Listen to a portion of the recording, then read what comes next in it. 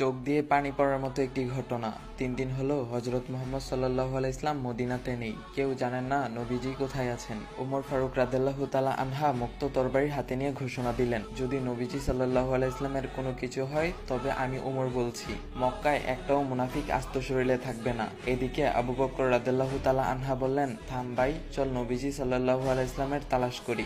দুইজন মদিনা থেকে মক্কার উদ্দেশ্যে রওনা হলেন। মরুভূমি পেরিয়ে পাহাড়ের এলাকাতে আসলেন। একটু দূরে দেখলেন একটা রাখাল দাঁড়িয়ে আছে। আবু বকর রাদিয়াল্লাহু তাআলা আনহা ও উমর রাদিয়াল্লাহু তাআলা আনহা রাখালকে জিজ্ঞাসা করলেন, তুমি কি মুহাম্মদ সাল্লাল্লাহু আলাইহি ইসলামকে দেখেছো?